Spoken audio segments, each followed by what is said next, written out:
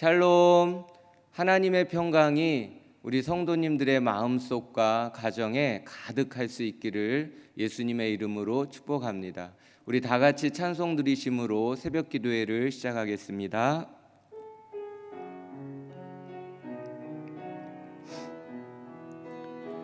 너는 시냇가에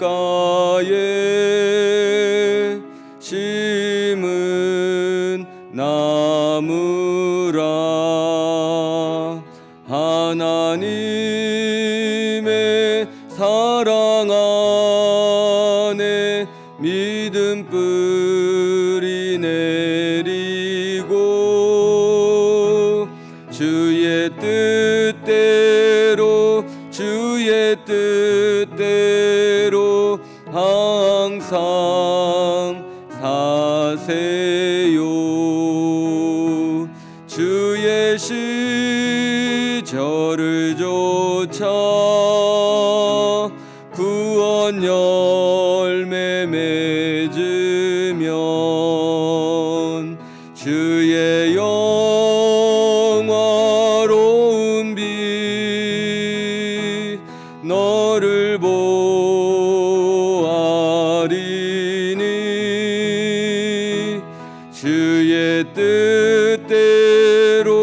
주의 뜻대로 항상 살리라. 아멘. 오늘 새벽에 주신 하나님의 말씀은 고린도전서 7장 1절로 5절까지 말씀입니다. 고린도전서 7장 1절로 5절까지 우리 다 같이 한 목소리로 합독하겠습니다. 시작. 너희가 쓴 문제에 대하여 말하면 내가 여자를 가까이 아니함이 좋으나 음행을 피하기 위하여 남자마다 자기 아내를 두고 여자마다 자기 남편을 두라. 남편은 그 아내에 대한 의무를 다하고 아내도 그 남편에게 그렇게 할지라. 아내는 자기 몸을 주장하지 못하고 오직 그 남편이 하며 남편도 그와 같이 자기 몸을 주장하지 못하고 오직 그 아내가 하나니 서로 분방하지 말라. 다만 기도할 틈을 얻기 위하여 합의상 얼마 동안은 하되 다시 합하라. 이는 너희가 절제하지 못함으로 말미암아 사탄이 너희를 시험하지 못하게 하려 함이라. 아멘. 고린도 교회를 좀먹게 하는 두 가지 극단주의가 있었습니다. 첫 번째는 쾌락주의입니다. 헬레니즘 문화가 잘못 꼽히운 이언론에서 발생했던 그런 문제였습니다. 영과 육은 분리되어 있는데 영은 신령하고 육은 악한 것이다. 그러므로 영적인 것만 추구하면 된다. 육은 아무렇게나 사용해도 괜찮다. 어차피 옷이 낡아지면 버리듯이 육체도 늙고 병들면 버려지는 것이다. 그러니 살아있는 동안 마음껏 육체적인 쾌락을 즐겨라 라고 말했던 겁니다. 이 쾌락주의가 고린도 지역을 음란한 도시로 물들게 했던 것입니다. 또한 고린도 교회를 타락시키고 있는 음행의 문제를 야기시켰던 것이지요. 사도 바울이 이 문제에 대해서 어떻게 말해 주었습니까? 우리의 몸은 소중한 것이다라는 겁니다. 왜냐하면 하나님이 친히 흙으로 빚어 주셨던 것이기 때문에. 예수님이 핏값 주고 산 몸이고 그래서 내 것이 아닌 그리스도의 몸이 되었기 때문에 생명이 거하시는 성전이며 장차 부활해야 할 몸이기 때문에 우리의 몸은 소중한 것이며 그래서 거룩해야 되고 성결해야 한다라는 겁니다.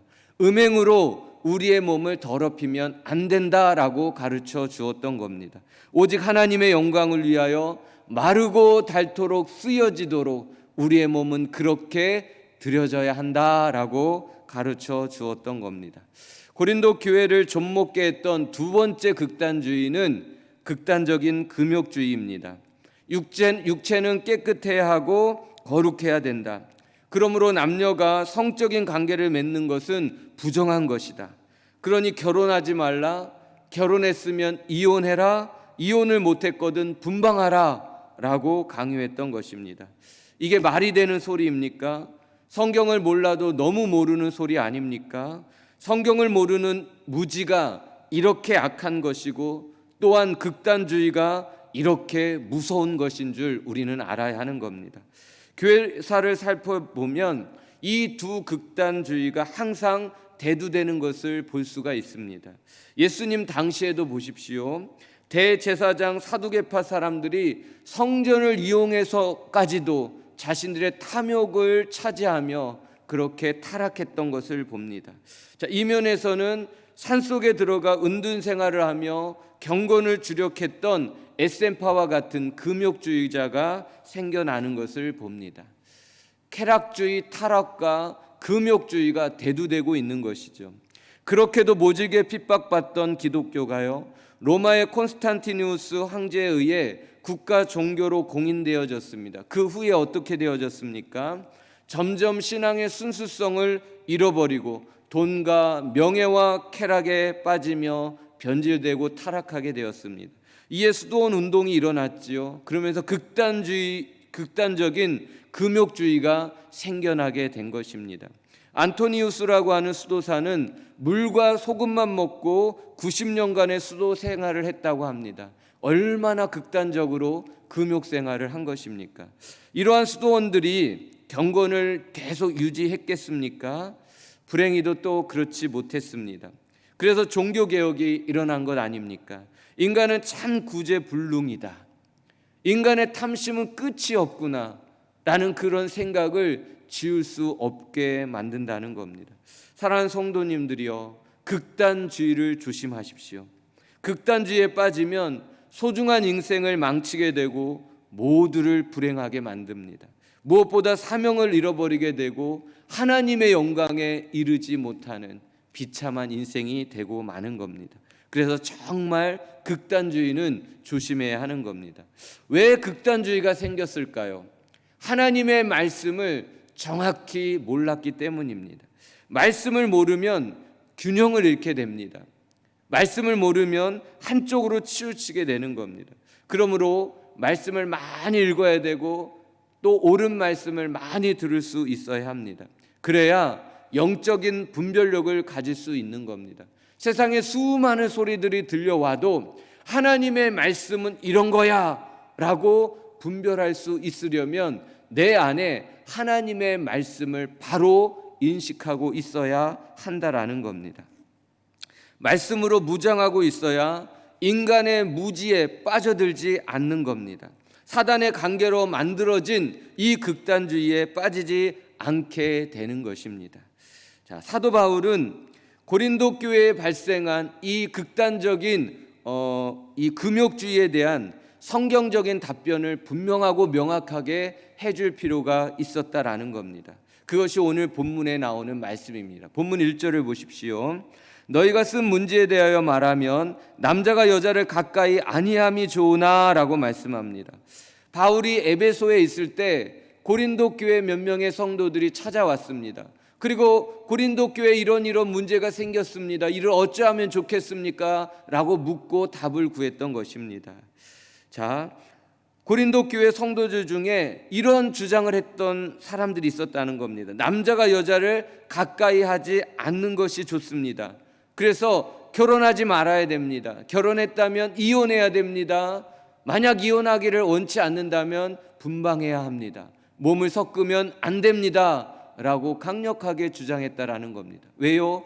이 시대의 음행이 너무나 타락하게 작용하고 있었기 때문에 그 반대로 극단적인 입장에서 금욕주의를 외치다 보니까 소중한 결혼과 하나님의 만들어 주신 가정까지도 깨트리는 이 어리석은 말을 하게 되었다라는 겁니다.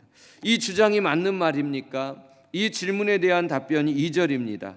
음행을 피하기 위하여 남자마다 자기 아내를 두고 여자마다 자기 남편을 두라 라고 말씀합니다. 결혼은 한 남자와 한 여자가 한 몸을 이루는 것이라는 겁니다. 남자와 여자가 결혼해서 한 몸을 이루고 하나님께 영광을 돌리며 행복하게 그렇게 살아가는 것이 결혼 생활이라는 것이지요.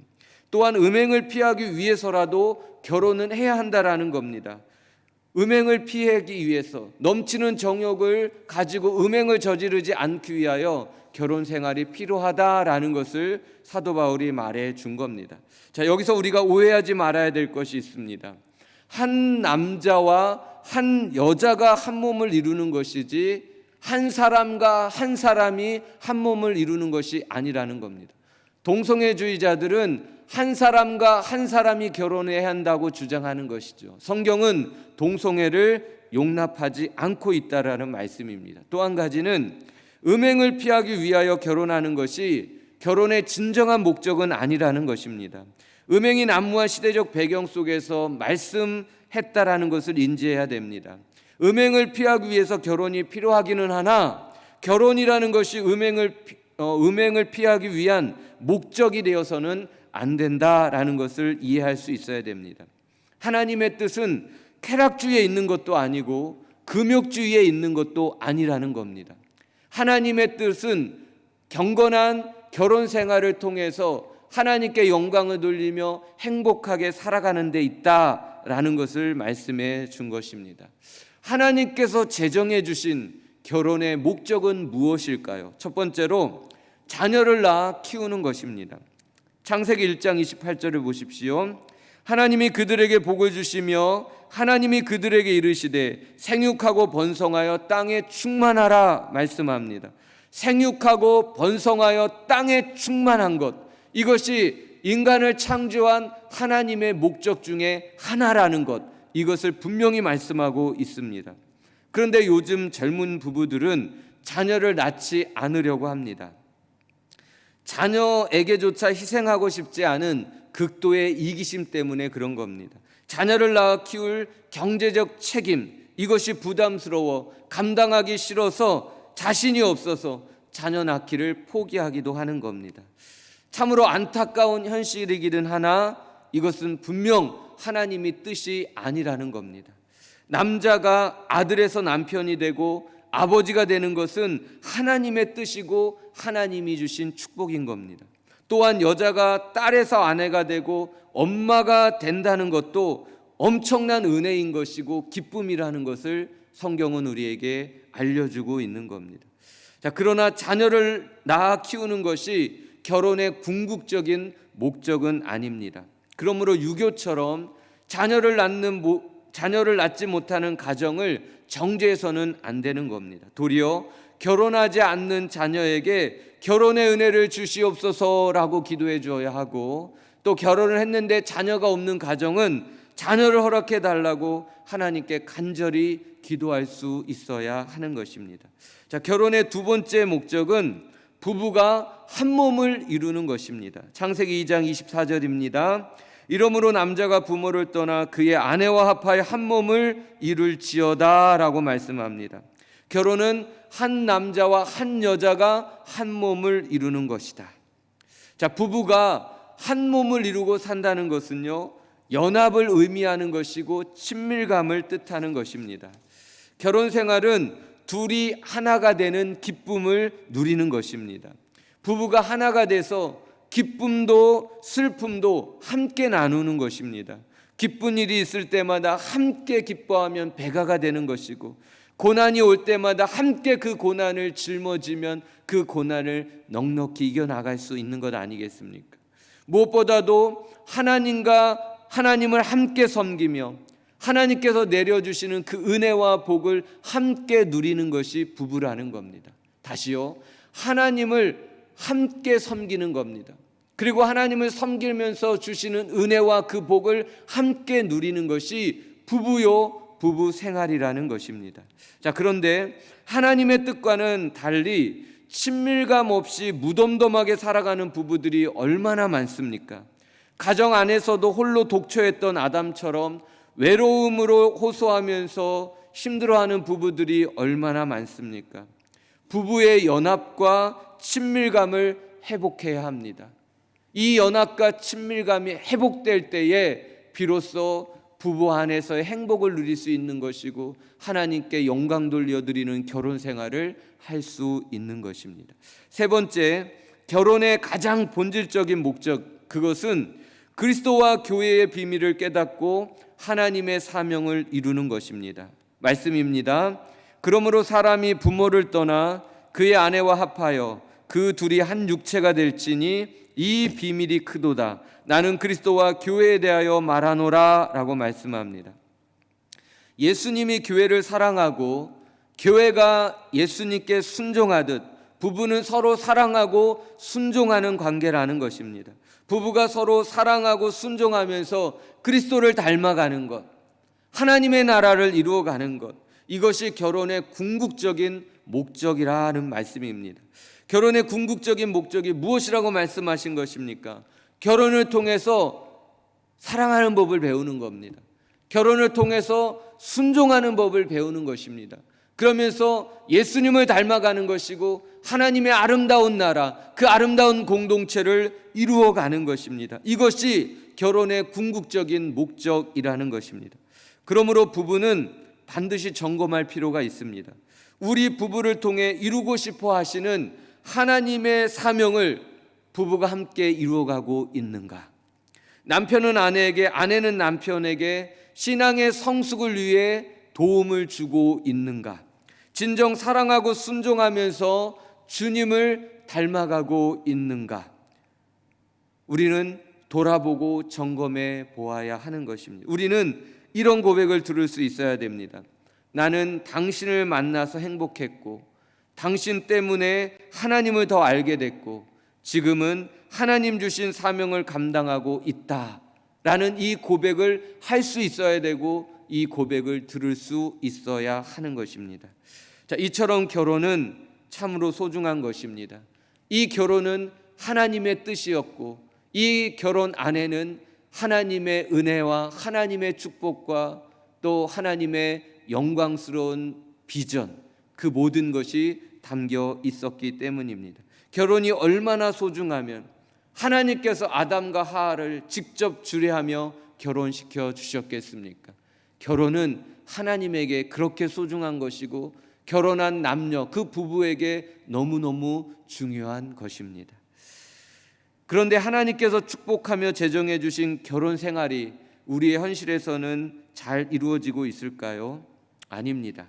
얼마나 많은 부부가 갈라지고 상한 모습으로 살아가고 있는지 모릅니다. 왜냐하면 결혼의 목적을 모르기 때문에, 결혼해서 내가 무엇을 책임지고 의무를 감당해야 될지 모르기 때문입니다. 사단이 부부관계를 깨뜨리고 가정을 무너뜨리려고 너무 많은 공격을 해오는데 그 공격을 막아내지 못하기 때문입니다. 건강한 가정을 지켜내는 것, 하나님이 원하셨던 그 아름다운 가정을 이루어가며 지켜가는 것은 결코 쉬운 것은 아니라는 것입니다. 올바른 결혼 생활을 하기 위해서는 부부가 현실적으로 해야 될 일이 있다는 것도 알아야 합니다. 남편이 아내를 향하여 할 일이 있고 아내가 남편을 향하여 할 일이 있다라는 것입니다. 오늘 본문 3절 5절은 올바른 결혼 생활은 어떻게 해야 되는지를 우리에게 말씀해 주고 있습니다. 먼저 3절을 보십시오. 남편은 그 아내에 대한 의무를 다하고 아내도 그 남편에게 그렇게 할지라 라고 말씀합니다. 서로에게 책임과 의무를 다하라는 그런 말씀입니다. 당시 풍습처럼 남편은 지시하고 여자들은, 아내들은 종처럼 복종하는 그런 관계가 부부 관계가 아니라는 것입니다. 부부는 남편과 아내가 동등하고 평등하다라는 것을 말해주고 있습니다. 그러므로 어떠한 책임을 질 때에도, 어떠한 의무를 감당할 때에도 누구 홀로 하는 것이 아니고 함께 감당하고 함께 행해 나가야 한다라는 말씀입니다. 상대방을 무시하고 짓밟아서는 안 되겠지요. 내 마음대로 결정하고 판단해서도 안 되겠지요.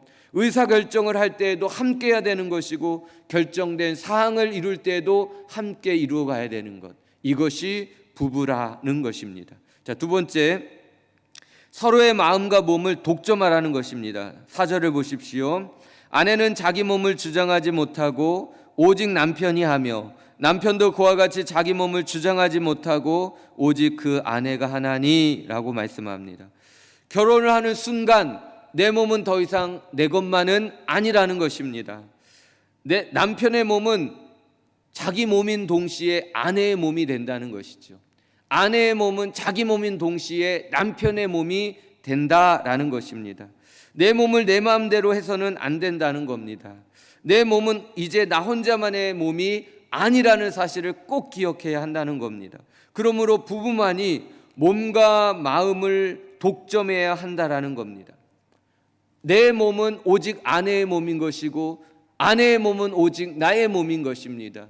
그러므로 우리의 몸은 우리만 독점해야지 그 누구와 함께 나눌 수 없다라는 것입니다.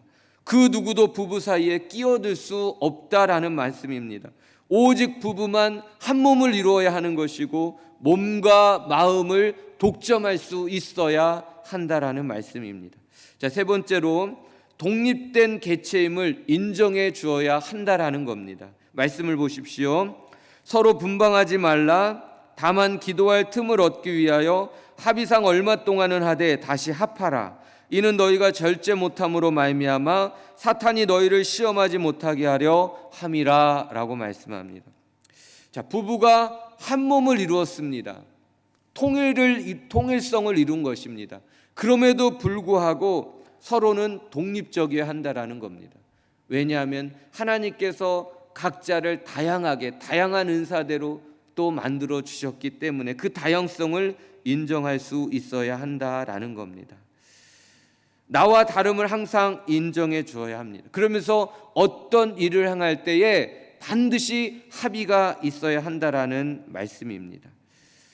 자, 기도하는 일이 얼마나 중요한 일입니까? 그러나 기도해야겠다고 내 마음대로 결정하고 내 혼자 골방에 들어가서 잠을 자고 거기서 기도하면서 분방하지 말라라고 오늘 성경은 말씀해 주고 있는 겁니다. 기도하는 일이 중요함에도 불구하고 내 남편과 아내와 서로 상의 없이 동의 없이 내 마음대로 분방하면 안 된다라고 성경은 말씀해 주었던 것입니다. 반드시 합의가 이루어져야 한다는 겁니다. 몸이 떨어지면 마음이 멀어지듯이 분방하면 마음이 멀어지게 되는 것이고 또 그 안에 사단이 틈을 따기 때문에 그런 것입니다. 한 가지 더 말씀드릴 것은 결혼은 부모를 떠나야 한다라는 겁니다. 자, 부모를 외면하라는 것도 아니고 모르는 사람처럼 관계를 끊어내라는 그런 말씀이 아닙니다. 경제적인 독립을 할 수 있어야 한다라는 말입니다. 결혼을 했는데도 부모에게 손을 내밀면 안 된다라는 겁니다. 또 하나는 통치적인 또 의사결정에 대한 독립이 있어야 된다는 겁니다. 가정 안에 일어나는 어떠한 일을 결정할 때에 부모에게 도움과 여쭌, 조언을 청할 수 있고 또 하나님께 분명히 물어야 하며 또 그 결정적인 그런 문제에 대한 결정은 부부가 해야 된다는 겁니다. 부모에 의해서 강요받는 것이 아니라 부부가 결정할 수 있는 그 결정의 독립성이 이루어져야 한다라는 것입니다. 이것이 이루어질 때 건강한 가정, 건강한 부부 생활을 할 수 있다라는 겁니다. 이 시대의 가정의 모습을 보십시오. 결혼의 문제, 가정의 문제가 얼마나 심각한지 모릅니다. 젊은이들이 결혼을 안 하려고 합니다. 결혼을 했어도 아기를 갖지 않으려고 합니다. 결혼을 했는데도 음행에 빠지는 부부들이 너무나 많습니다. 친밀감 없이 있으나 마나한 부부들, 무덤덤하게 살아가는 부부들이 얼마나 많습니까? 가정 안에서도 고독을 느끼고 외로움을 호소하는 그런 가정들이 얼마나 많은지 모르겠습니다. 하나님을 경외하지 않고 자기 마음대로 살아가는 가정들이 얼마나 많습니까? 하나님을 섬기는 가정이라고 하면서도 사명감 없이 그냥 막연하게 자신들의 행복만을 위해 살아가는 가정들이 얼마나 많냐는 것입니다. 오늘 이 고린도 교회의 결혼의 문제, 이것은 남의 문제가 아니라는 겁니다. 고린도 교회의 결혼과 가정의 문제는 이 시대의 우리의 문제인 것입니다. 부부관계를 갈라놓고 가정을 깨려는 사탄의 공격이 끊임없이 우리에게 계속되어지고 있기 때문에 그런 것입니다. 사랑하는 성도 여러분, 하나님이 짝지어준 것을 사람이 나누지 못할지니라 하나님은 분명하게 말씀해주고 있습니다. 지금 내 옆에 있는 남편과 아내가 하나님이 짝지어주신 부부라는 것을 명심해야 합니다. 결코 떨어져서는, 결코 헤어져서는 안 되는, 죽는 그날까지 함께 동행해야 할 하나님이 짝지어준 부부라는 것입니다. 서로의 책임을 다하며 사랑하고 순종하십시오. 함께 웃고 함께 울며 기쁨도 고난도 함께 나누며 살아가십시오. 무엇보다도 하나님을 섬기는데 하나 되시고 하나님의 놀라운 은혜와 복을 함께 누려가며 사실 수 있기를 축복합니다. 우리를 부부로 짝지어 주신 사명이 있다라는 것, 이 사명을 감당해야 된다라는 것을 잊지 마시고 둘이 하나가 되어서 하나님의 사명을 감당하기 위해 온몸을 다해가며 온 힘을 다해가는 그런 아름다운 충성된 부부가 될 수 있기를 예수님의 이름으로 축복합니다. 주님의 교회 모든 부부들이 몸 따로 마음 따로 살지 않기를 바랍니다. 한 몸 한 뜻 되어서 하늘의 기쁨과 그 은혜를 마음껏 누리고 살아가시면서 하나님께서 주신 그 귀한 사명을 멋지게 감당해낼 수 있는 아름다운 부부들이 다 되어질 수 있기를 예수님의 이름으로 축복합니다. 기도하시겠습니다. 하나님 아버지, 우리 자녀들에게 하나님이 짝지어 주신 배우자와 결혼할 수 있는 은혜를 주시고 자녀가 없는 부부에게는 잉태의 복을 허락하여 주시옵소서. 친밀감이 사라진 부부들에게는 다시금 사랑과 순종의 마음을 주셔서 서로를 깊이 사랑하고 아껴주며 함께하는 소중한 관계를 회복하게 하여 주시옵소서. 무엇보다도 하나님을 함께 섬기고 함께 기도하고 땀 흘리며 사명을 감당해내는, 하나님과 함께 하나님의 나라를 꿈꾸는 진실한 부부와 가정이 다 되게 하여 주옵소서. 주여, 사랑하는 부부들이 몸 따로 마음 따로 살지 않게 하시고 몸과 마음과 영혼이 하나 되어 주님께 영광 돌려드리는 거룩한 가정들 다 되게 하여 주옵소서. 믿고 감사드리오며 예수님의 이름으로 기도드리옵나이다. 아멘.